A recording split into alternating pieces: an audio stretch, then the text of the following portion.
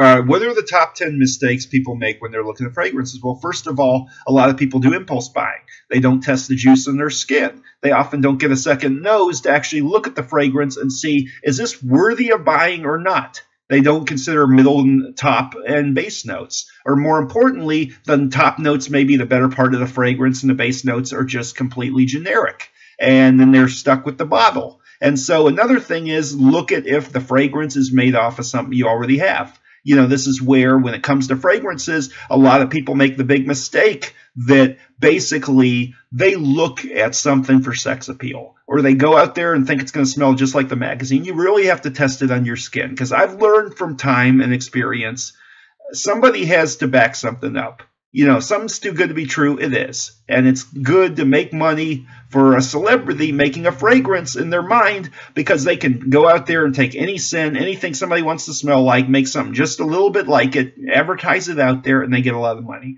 And so celebrity scents, that's another thing. The impulse buys can go either way. You can get some good impulse buys and you can get some bad ones. And impulse buying and fragrance with the test strips is one of the biggest mistakes, because if you have a good scent counter person who is actually realistic and telling you straight up that this is something you want to get or not, and they start getting in their opinions, then you're good to go. If they start trying to just say anything is good, no. You got to understand too, there are fragrances just like something you already have, and fragrances that are copies of something that are basically inspired by it. And, you know, we know about the Le Male and Issey Miyake clones. They have filled up base notes. Base notes has huge forums about basically the reformulations too, which is very important that you know when the scent was made and is it still good. Are we going to get a good copy of this, or are we going to get a dangerous reformulation? Because the vintage juices of some of the 80s scents are phenomenal. Then you get the 90s and 2000s reformulations, and they are junk.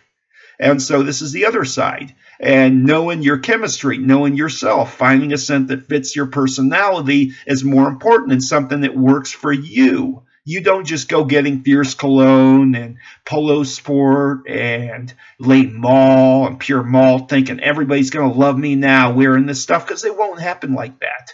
You know, it can be an enigmatic experience, but fragrances alone don't make somebody a sex appeal person.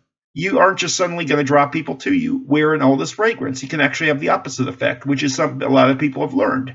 You know, this is where, when it comes to fragrance too, it's good to have an assortment, but it's good to have different types of fragrances for different times. If you just buy nothing but aquatics, now, yeah, you may like aquatics and that's your style and you have every right to do that. But if you want to collect and then you're aimlessly buying anything that looks like it's kind of good, without actually looking at whether it is good for you to buy, then you make the mistake of, you might have Dolce & Gabbana light blue and then buy Acqua di Gio, which is pretty similar enough. And then you buy scents that are citrusy and, you know, the fruity citrus scents, but you still have a lot of similar stuff. Then on the other hand, somebody buys Burberry London, and then they turn around and buy Le Male, then they turn around and buy Abbey Rohe, and all these different enigmatic scents. And then they have more of an arsenal. So, you know, I hope this review helps.